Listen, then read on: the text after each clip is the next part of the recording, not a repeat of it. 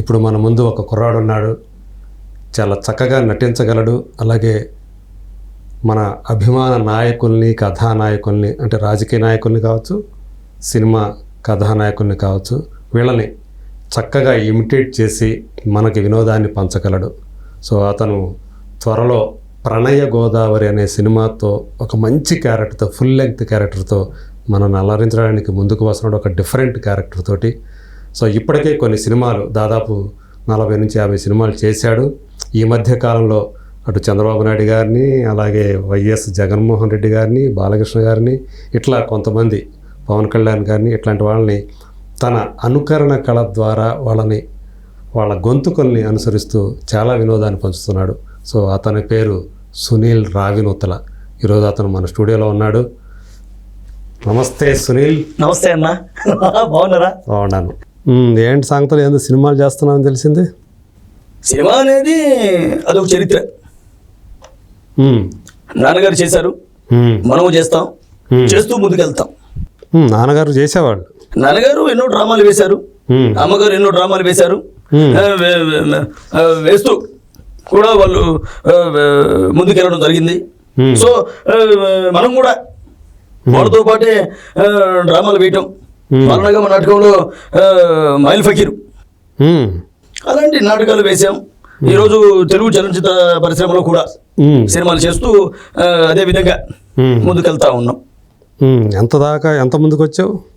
నాన్నగారు తర్వాత అమ్మగారు వాళ్ళు వేస్తున్న నాటకాన్ని పురుగు పుచ్చుకొని నాన్నగారు చూపించినటువంటి బాట ఆ విధంగా ముందుకెళ్తూ నేను కూడా మారణగమ నాటకంలో మైల్ ఫకీర్ క్యారెక్టర్ వేశాను. మీ అందరి కోసం, మన ప్రేక్షకు దేవుడి కోసం ఒక డైలాగు. మైల్ ఫకీర్ అయిపోతున్నావు. ఏ కఫాలి అఖండ చోళ ప్రజోళ కళ ద్రమిష్టిని మచమశిష్ట భక్షిని దుమ్దుం కల్లా జుంజుం వార్తప్రయాణి హచనన స్వరూపిణి. మాతా సర్వచన ప్రకారం గండ పేరిన పక్షులు చంపి ఆ నెత్తుట్లో 1000 సార్లు స్నానం చేసి వస్తే కదూ ఈ పకీర్కి చావు లేదు. పకీరు అమరుడు అయిపోయాడు. ఏం పలకవే నాకు ఈ మాయిల్ ఫకీర్ అటాసాలకు భూగోళం దద్దరిపోయింది కదూ. రా నాకు ఈ మాయిల్ ఫకీర్ కవిట్లాగే బందీగా నిద్రపోదురా నాకు.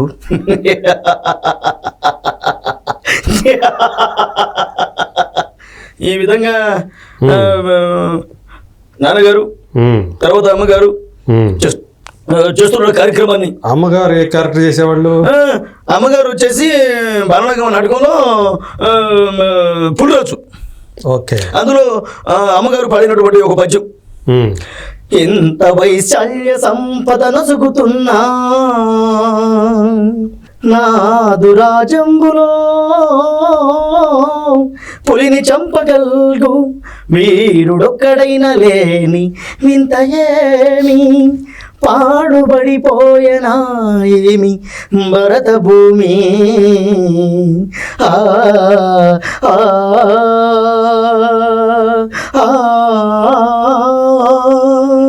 ఈ విధంగా అంటే నవ్విస్తారు, ఏడిపిస్తారు, చేస్తారు. కళారంగంలో అదొక పార్ట్. ఇప్పుడు మన సినిమాలో ఎలాగైతే మనం వెళ్తున్నామో నాటకంలో కూడా అదొక చరిత్ర. అయితే డెవలప్మెంట్ ఉంది అంటారు. ఖచ్చితంగా ఉంటుంది. నాన్నగారు ఎన్నో సినిమాలు చేశారు, మనము చేస్తున్నాం. అయితే మా నాన్నగారు ఎన్నో నాటకాలు వేశారు, మేము చేసాం.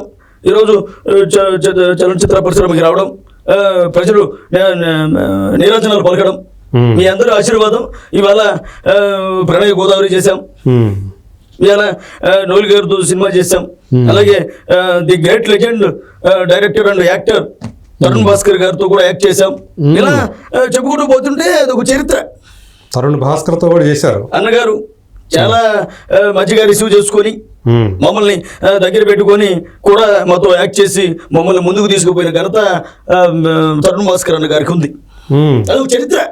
ఓకే, అంతేగా. అంటే తరుణ్ భాస్కర్ గురించి చెప్పాలంటే ఏంటి ఆయన వెరీ మీరు ఎట్లా గుర్తించారు చాలా అసలు? మంచి వ్యక్తి, ఉమ్, కొత్త వాళ్ళు ఉమ్, అయినప్పటికీ కూడా రిసీవ్ చేసుకోవడం, ఆయన కొత్త వాళ్ళకి కూడా చెప్పడం, వాళ్ళని మోల్డ్ చేసి వాళ్ళు కూడా పైకి రావాలని కోరుకునే ఆ తత్వం ఉమ్.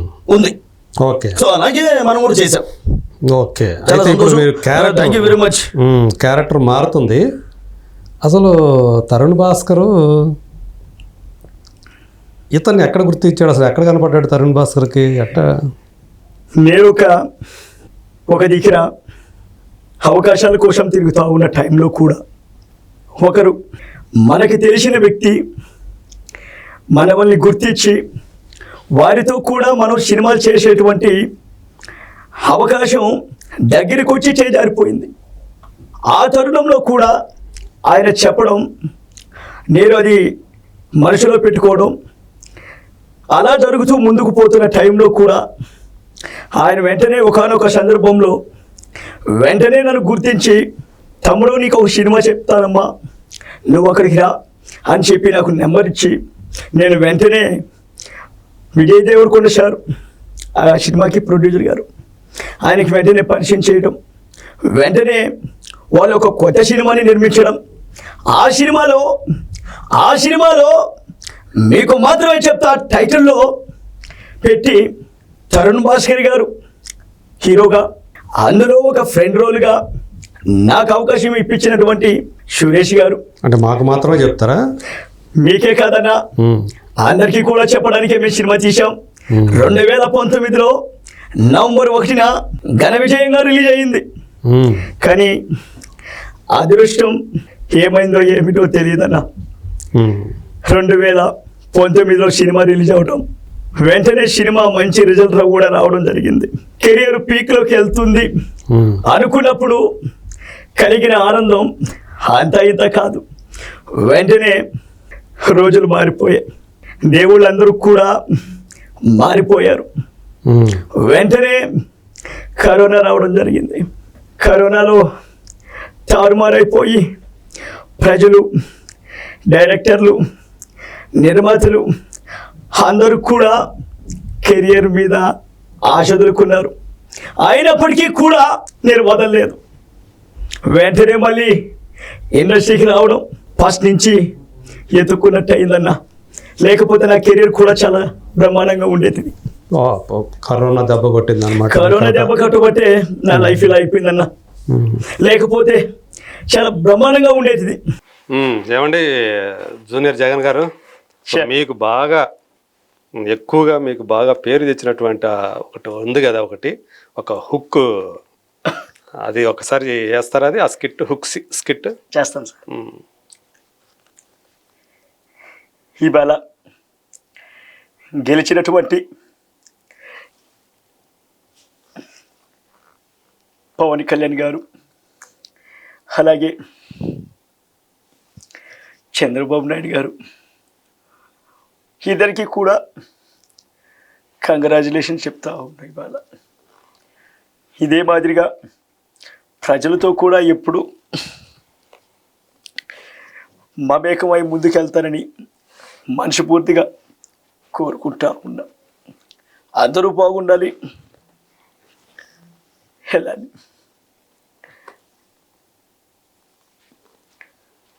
ఎవరు కూర్చేయద్దు.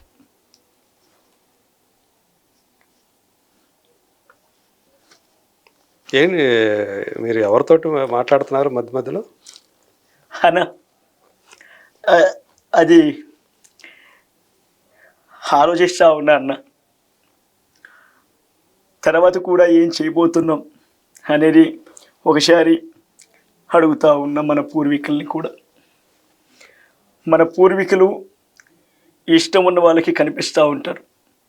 అందుకే ఈ చైరు పక్కన చూస్తూ వాళ్ళతో మాట్లాడుతూ ఉంటాను.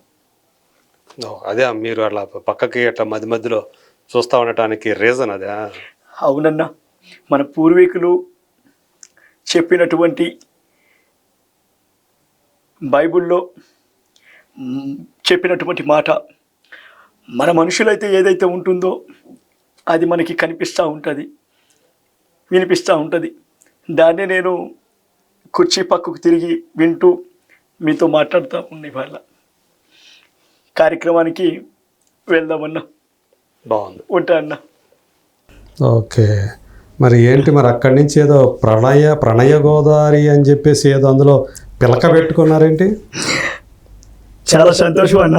ప్రణయ గోదావరి అనే సినిమా నా దాకా రావడం, వాళ్ళు నన్ను గుర్తించడం, 1994లో జరిగినటువంటి ఒక యథార్థ సంఘటన ఆధారం చేసుకొని ప్రణయ గోదావరి అనే టైటిల్ పెట్టి అందులో ఒక ఇంపార్టెంట్ అయినటువంటి రోల్స్ కూడా నన్ను ఇచ్చి ఎంకరేజ్ చేశారన్న ప్రొడక్షన్ వాళ్ళు. చూస్తుంటే అందులో నేను చూశాను, అవి కొంచెం ఫుల్ లెంగ్త్ రోలే కొట్టేసినట్టున్నారు ఛాన్స్. అంతే కదన్నా, అవకాశం వచ్చినప్పుడు మనం చూపించుకోవాలి. అవకాశం లేనప్పుడు ఏం చూపిస్తామన్నా? అంటే ఏంటి, హీరోయిన్ని కలిపే క్యారెక్టర్ లాగా అనిపిస్తుంది, నిజమేనా అదే? అవునన్నా, వాళ్ళిద్దరితో పాటు త్రూ అవుట్ ఉంటుందన్న. చాలా ఇంపార్టెంట్ అయినటువంటి రోలు, చాలా చక్కటి రోలు, గుర్తింపు వస్తుందన్న. ఖచ్చితంగా మన తెలుగు ప్రజలు ఆశీర్వదిస్తారన్న. ఎప్పుడు తీసుకొస్తున్నారు దాన్ని? వచ్చే నెల అనుకుంటున్నామన్నా. వచ్చే నెల ప్రేక్షక దేవుళ్ళు మీరందరూ కూడా ఆదరించాలని మనస్ఫూర్తిగా కోరుకుంటాం. మామూలుగా మాకందరికి ప్రళయ గోదావరి అంటే తెలుసు మామూలుగా. అన్నా ప్రళయ గోదావరి కాదన్నా, ప్రణయ గోదావరి. అదే ఏంది కొత్తగా వినిపిస్తా ఉంది సౌండింగ్, ప్రణయ గోదావరి అని చెప్పి. అనా చదువుకున్న వాళ్ళు మీలాంటి విజ్ఞాన పరులు ప్రణయ గోదావరి అంటారన్నా. ఒకప్పుడు ఎలా ఉండేవాళ్ళు అంటే స్పష్టత వచ్చేది కాదు. ఆ తరుణంలో ప్రణయ గోదావరి అనేవాళ్ళు. సో అదే టైటిల్ మనం తీసుకొని పెట్టేవన్నా. అంటే ప్రేమ పూర్వకమైన ప్రేమను పంచే గోదావరి, అంతే కదన్నా. మనం అంతా కూడా సినిమాలో కూడా ఒక డిఫరెంట్ రోల్ అన్నా. అలాగే సాయి కుమార్ సార్ కూడా ఉన్నారు, ఆయన కూడా మంచి ఆశీర్వాదించారు, చాలా సపోర్ట్ ఇచ్చారన్న సినిమాకి. వచ్చే నెల రిలీజ్ అవుతుందన్నా, మీరు అందరూ చూడాలి. మరి అక్కడ మరి మీరు ఈ సినిమా చేసే టైంకి గవర్నమెంట్లో మారిపోయినాయి, అక్కడ ఇక్కడ కూడా ఏం పరిస్థితి ఏంది మరి? ఈరోజు చూస్తుంటే చాలా సంతోషంగా ఉంది.